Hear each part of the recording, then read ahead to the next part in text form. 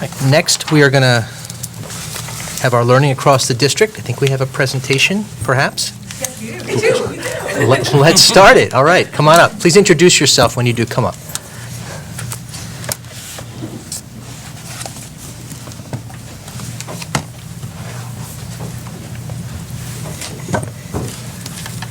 Hi, I'm Jonathan Benowitz, and we're students at Churchill, part of Sources of Strength. This is Thrishna Samaru, who is here to tell you about the mission statement of Sources of Strength. We are a group of diverse students and adults from many different corners and cultures of our school and community. We believe that life has ups and downs, that all of us will go through good times and tough times. Our mission is to ensure that during the rough times, no one gets so overwhelmed or hopeless that they will want to give up. Our mission is to spread hope, help, and strength into every corner of our community. Our mission is to help students and staff turn to their strengths and their supports that are all around. We are connectors to help and strength. Our mission recognizes that our voice has great power, and we use it to break the silence when someone is struggling and to connect them to the help that they need and deserve. We spread hope by focusing on stories of strength rather than stories of trauma. We know our most powerful impact comes from our personal actions, conversations, and messages that use our music, our art, our writing, our activities, our social media, our culture, and our voice. This gives us life to our efforts. We are sources of strength. Since I'm a positive person, for the most part, you can imagine my excitement when I found out about this wonderful program. Our mission is to spread positivity through the schools, so the wonderful Sources of Strength team started brainstorming possible ideas of how to do just that. One of the ideas we came up with was selling chain links for the Make-A-Wish Foundation. The students embraced the idea, helping the Make-A-Wish Foundation by purchasing over 300 links in just 1 week. We also spread positivity by adopting a family, which the student community also embraced. Additionally, in February, we will be raising money to purchase gifts for children who are in the hospital for extended periods of time. Helping spread positivity is a major goal of our organization. We definitely have achieved this so far and hope to continue doing this for the remainder of the year. Does anybody have any questions? All right. Thank you. Thank you. Mr. Simmons? Mrs. Shaw. Oh, Mrs. Shaw has a question before they Is go. this also about Sources of Strength? No, it is not. Okay. I just wanted to mention that we'd had a nice presentation about Sources of Strength at our Student Services meeting, and I happen to consider Sources of Strength to be probably the most significant initiative to help protect student mental health of any program that we've ever initiated in East Brunswick. And I think the fact that it is actually organized by students and delivered to their classmates by their friends, that's what makes the difference. And just hearing you guys talk about how, you've tried to brainstorm, how you could do certain things, it just shows that our students are full of great ideas, they're full of compassion, and they truly are sources of strength. And I think it's going to make a huge difference in the lives of a number of the kids here in East Brunswick. So I thank you for your participation in it, and it's a good thing.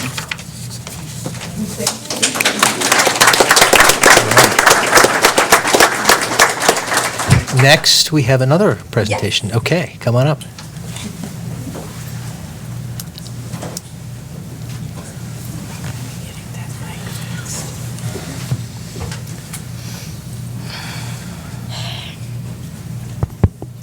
Hello, I am Niall, and I am a student in Miss Elson's theater class of Churchill Junior High School. We performed monologues from published plays, and this year, Miss Elson shared with us a monologue she wrote about losing her dog when she was about our age. We were inspired to write our own monologues about losing something. They turned out so well that she decided to create a book, and it was awarded the PTA grant and is now being published. On January 22nd, you are all invited to hear a selection of our monologues and come to our book signing in the Churchill Cafetorium after school at 4 p.m. At the book signing, you will hear the next two monologues by Jacob Carter, and my own monologue will be performed by Ben Barnes.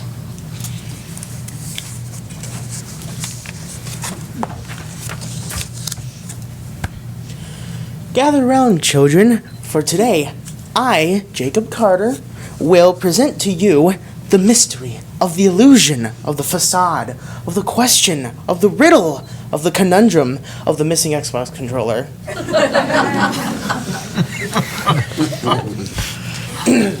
I never lost much in my life. Maybe it's because I never lived it, or maybe I'm just lucky. Either way, I haven't felt true sorrow or despair in a long, long time. But one fateful day, that all changed when the Fire Nation when I lost my Xbox controller. But one fateful day, no wait, sorry. Anyway, it was a dark, stormy night at Boredom Boulevard, or as some say, Cranberry Circle. I was sitting in my room, thinking about the sacrifices I would make to the Dark Lord Chin Chin, when I realized I hadn't filled my dink trick shot quota for the week. So I turned on my Xbox and picked up my controller. Or did I?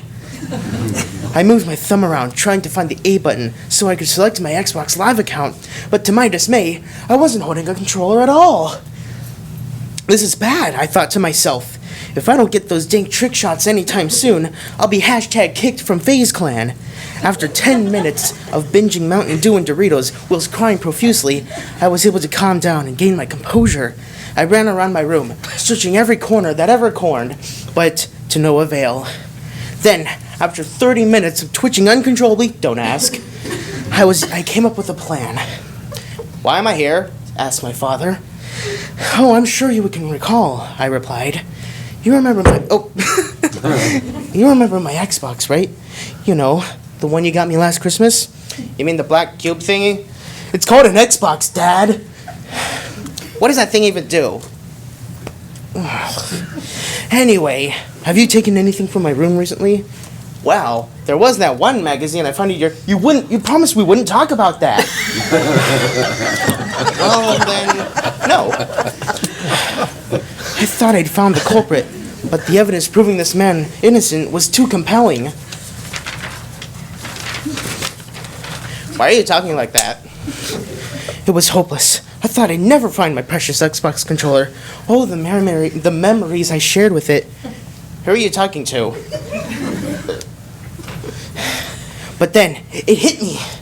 I went back to my room and looked very closely at my Xbox. There was something fishy about it, but I couldn't put my finger on it. But then, I put my finger on it. And there it was, my controller, sitting on the Xbox the whole time.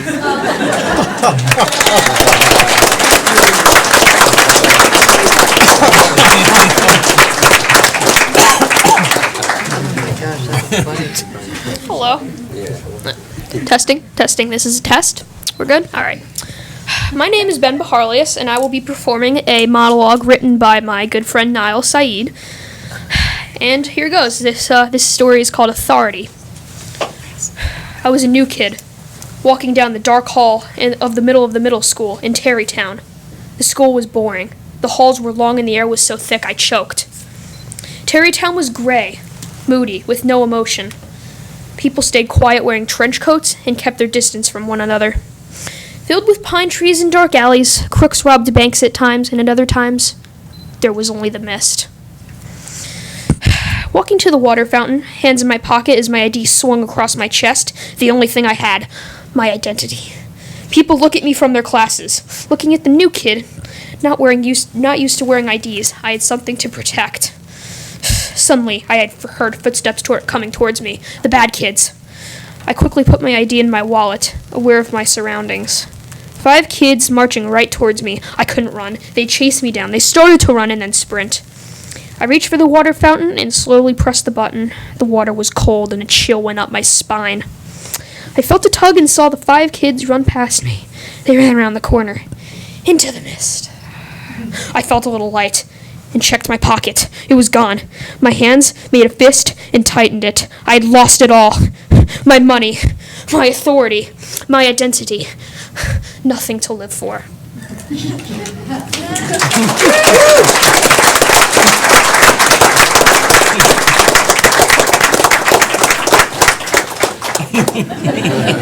Wow.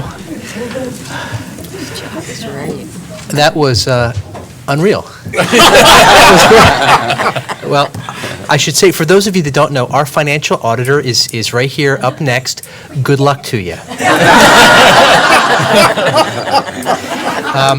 But I'm going to do you all a favor and call a real short 2-minute recess first. How's that?